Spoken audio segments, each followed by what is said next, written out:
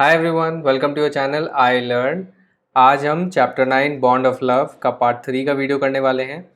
अगर आपने इसके पिछले पार्ट का वीडियो नहीं देखा है तो टॉप राइट कॉर्नर पर इसका लिंक है, उसे क्लिक करें और ज़रूर देखें।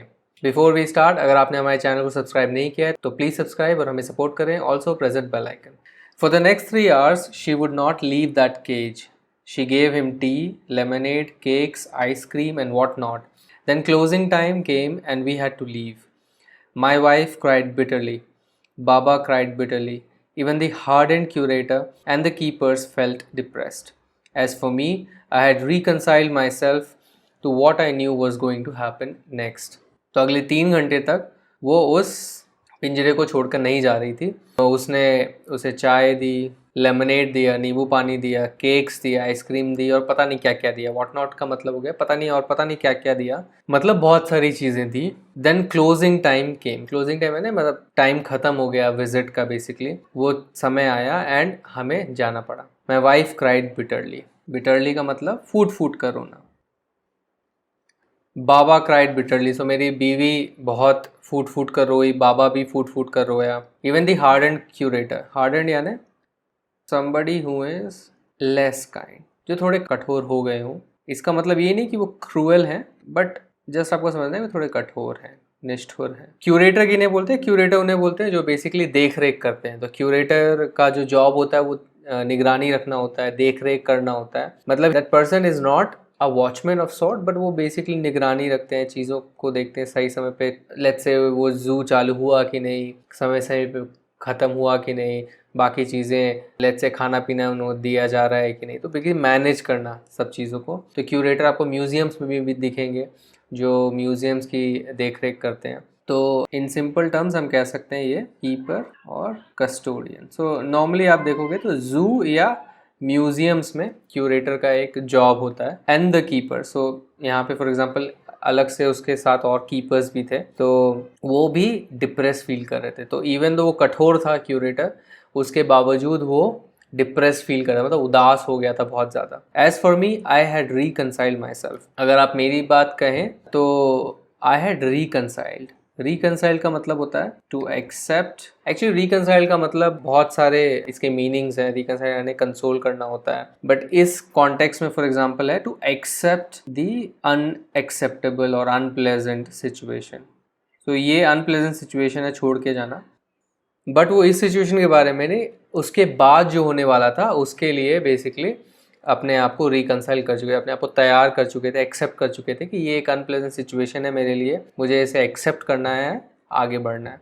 तो जो भी अब नेक्स्ट होने वाला था उसको उन्होंने एक्सेप्ट कर लिया था। O please sir, she asked the curator, may I have my Baba back? Hesitantly he answered, madam, he belongs to the zoo and is government property now. I cannot give away government property. But if my boss, the superintendent at Bangalore, agrees, certainly you may have him back. तो उसकी wife जो है, जो curator है, उनसे request कर रही है, ओ प्लीज़ सर, क्या मैं अपना बाबा वापस ले जा सकती हूँ? हेजिटेंटली, हिचकिचा के उन्होंने आंसर दिया, मैडम, वो अब जू को बिलोंग करता है, इसलिए वो क्या हो गया, ऑटोमेटिकली गवर्नमेंट की प्रॉपर्टी हो गई है।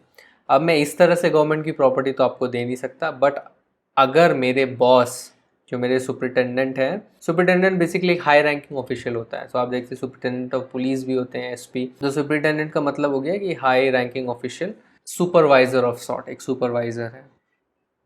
जो मेरे बॉस है, आप उनसे पूछे, अगर वो मान जाते हैं, अग्रीज, अगर वो मान जाते हैं तो बेशक मैं आपको वापस कर दूंगा आपका बाबा। सो ऑफ कोर्स क्यूरेटर की लिमिटेशन है, उसका काम है देख रेख करना, और ऐसे भी कोई आके बोलेगा मुझे जानवर दे दो तो वो नहीं कर सकता। उसका काम ही है कि इस तरह की सिचुएशन से डील करना। एंड ऑफ कोर्स उसने बहुत ही फ्रैंकली बोला कि आप मेरे बॉस से जाके पूछिए। There followed the return journey to Bangalore and a visit to the superintendent's bungalow, a tearful pleading, Baba and I are both fretting for each other.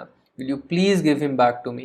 He was a kind-hearted man and consented. Not only that, but he wrote to the curator telling him to lend us a cage for transporting the bear to Bangalore. अब उसके बाद क्या हुआ? There followed मतलब उसके बाद क्या follow किया, क्या आया? रिटर्न जर्नी, बैंगलोर वापस जाने की जर्नी हुई उनकी, एंड उन्होंने विजिट किया सुपरिटेंडेंट के बंगलो को। तो उनके घर जाके वो बात करने जा रहे हैं। टीयरफुल प्लीडिंग, टीयरफुल यानी आंसू से भरी, मतलब बहुत ज़्यादा इमोशनल सिचुएशन था, बहुत ही ज़्यादा वो रो रही थी। एंड इस स्टेट में उन्होंने प्लीड किया, बेसिकली रिक्वेस्ट किया। क्या बोल रही है वो? बाबा और मैं दोनों फ्रेट कर रहे हैं एक दूसरे के लिए। फ्रेट करना यानी एक दूसरे के लिए चिंता करें, मतलब एक दूसरे के पास नहीं है इसलिए उनको बहुत ज़्यादा चिंता हो रही है, क्या आप मुझे प्लीज़ वो वापस कर देंगे। तो बाबा को मुझे क्या वापस कर देंगे।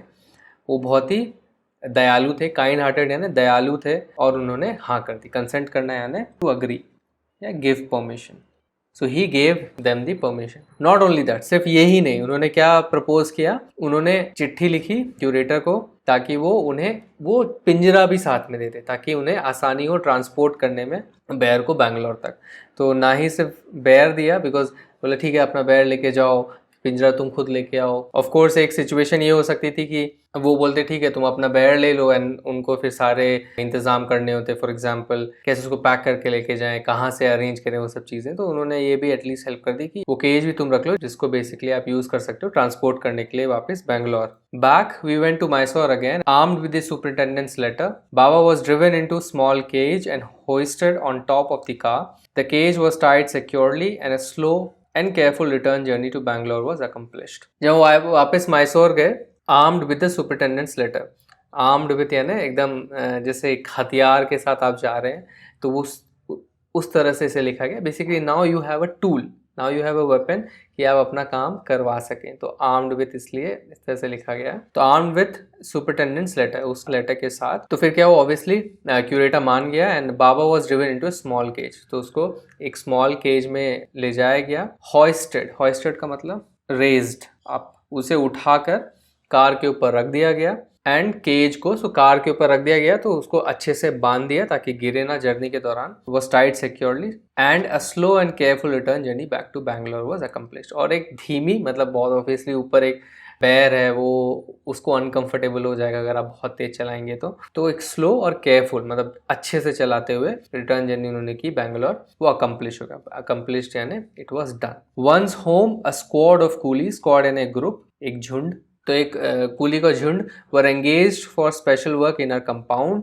N island was made for Baba. It was 20 feet long and 15 feet wide and was surrounded by a dry pit or moat 6 feet wide and 7 feet deep. तो जब हम घर वापस आ गए तो कूलियों का एक ग्रुप जो बेसिकली उनको एंगेज किया गया एक स्पेशल काम के लिए हमारे कंपाउंड में। तो ऑब्वियसली आप बैर को लेके तो आ गए, इतना बड़ा बैर है तो उसको रखने के लिए इंतजाम करने पड़ेंगे आपको। तो उनके ही कंपाउंड में, उनके ही जो एरिया है वहाँ पे स्पेशल वर्क करने के लिए कूली को लगा दिया गया। तो स्पेशल वर्क क्या था, एक आइलैंड बनाया गया बाबा के लिए। एंड आइलैंड कैसे बनाया गया, एक छोटा सा लैंड लिया उन्होंने एंड उसके चारों ओर 15 feet wide and 20 feet long. तो 20 feet लॉन्ग और जो विड्थ है, जो उस गड्ढे की विड्थ है वो है 15 feet और 7 feet भी 60 foot deep. So basically bear उसे क्रॉस नहीं कर पाएगा। सो मोट एक बनाई, ड्राई पिट बनाएगी मोट, एक खाई जैसी चारों बना देगी।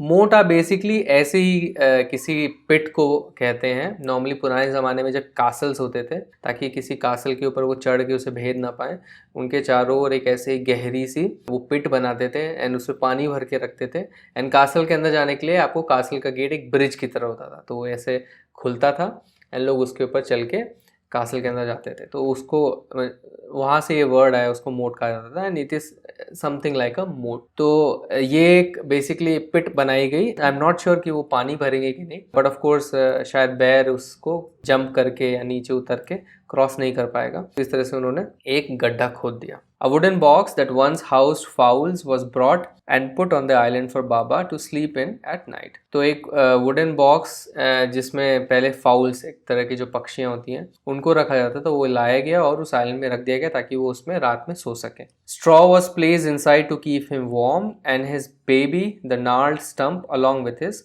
gun, the piece of bamboo, both of which had been sentimentally preserved since he had been sent away to the zoo, were put back for him to play with. Straw, जो सूखी घास होती है, वो रखा गया ताकि वो गर्म रहे रात में। And his baby, तो उसका बेसिकली एक gnarled stump, gnarled का मतलब क्या होता है, रफ। तो एक रफ सी एक स्टम्प यानी एक पेड़ का टुकड़ा, पेड़ के टहनी का टुकड़ा। So basically a wooden stick. तो उसका एक रफ सा वुडन स्टिक था जो उसे वो अपना बेबी समझता था, और उसका एक पीस ऑफ बैम्बू जिसको वो गन समझता था, वो दोनों उसको वहां पे रख दिए गए। एंड ये अभी तक इन्होंने सेंटिमेंटली यानी भावुकता के साथ, सेंटिमेंट्स यानी भावनाएं, तो सेंटिमेंटली का मतलब हो गया भावुकता के साथ। सो भावुकता के साथ प्रिजर्व किया गया था। प्रिजर्व करना यानी कीप सेफली। तो अभी तक उन्होंने संभाल के रखा था जब उन्होंने उसको भेजा, मे भी शायद यादों की तरह, इसलिए यहाँ लिखा भावुकता किस तरह के साथ उसे संभाल के रखा गया था। वापस फिर उसे उसके बॉक्स में रख दिया गया ताकि वो उनसे खेल सके। In a few days the coolies hoisted the cage onto the island and Baba was released. He was delighted, standing on his hind legs. He pointed his gun and cradled his baby. My wife spent hours sitting on a chair there while he sat on her lap. He was 15 months old and pretty heavy too. And कुछ ही दिनों में Coolidge जो उन्होंने cage को hoist कर दिया island के पास and Baba was released. तो बेसिकली ये इन दौरान जो है ये आइलैंड बन रहा था। तो फाइनली जब आइलैंड बन गया तो कूलियों ने क्या किया, उसके केज को उठा के आइलैंड पे रख दिया और बाबा को रिलीज कर दिया। तो वो फाइनली जो है अब खुले में घूम सकता था। ही वॉज डिलाइटेड, वो एकदम बहुत खुश हो गया। Standing on his hind legs, तो अपने पीछे के दो पैरों पे वो खड़ा हो गया बेसिकली इंसानों की तरह। ही पॉइंटेड हिज गन, उसकी जो गन है बैम्बू स्टिक, उसे पॉइंट करने लगा और अपने बेबी जिसका वुडन स्टिक है उसको क्रेडल करने लगा, उसे अपनी गोद में खिलाने लगा। क्रेडल करना है ना, गोद में हिलाना। मेरी बीवी उसके साथ घंटों बिताती थी, तो वहाँ पे वो चेयर लेके जाती थी, उसमें बैठी रहती थी और वो उनकी गोद में बैठ जाता था। तो वो अब 15 महीने का हो गया था और काफ़ी भारी भी था, फिर भी जो है उसकी गोद में बैठता था। The way my wife reaches the island and leaves it is interesting. I have tied a rope to the overhanging branch of a mango tree with a loop at its end. Putting one foot in the loop, she kicks off with the other to bridge the 6-foot gap that constitutes the width of the surrounding pit. The return journey is made the same way. But who can say now that a sloth bear has no sense of affection, no memory and no individual characteristics? तो interesting बात यह है कि उनकी wife उस island तक पहुंचती कैसे थी, बिकॉज 15 फीट वाइड वो गड्ढा था, तो काफ़ी बेसिकली दो या तीन इंसानों जितना बेसिकली लेंथ का था गैप। तो कैसे वो क्रॉस करके जाती थी, तो ये बहुत ही इंटरेस्टिंग है। उन्होंने क्या किया था, एक आम के पेड़ का ओवर हैंगिंग ब्रांच था। ओवर हैंगिंग यानी लटकता हुआ। तो आपने देखा होगा कि पेड़ों के कुछ कुछ ब्रांचेस बहुत आगे तक ऐसे फैल जाते हैं, तो ऐसा फैला हुआ लटकता हुआ ब्रांच था। तो उस पर उन्होंने एक रस्सी बांध दी और नीचे एक लूप बना दिया। तो समथिंग लाइक कि ये एक ब्रांच है, यहाँ से उन्होंने रस्सी लटकाई और उसमें यहाँ पे नीचे एक लूप बना दिया। तो इस लूप में वो एक पैर डालती थी और दूसरे पैर से अपने आप को बेसिकली किक देती थी, काइंड ऑफ झूलने के लिए।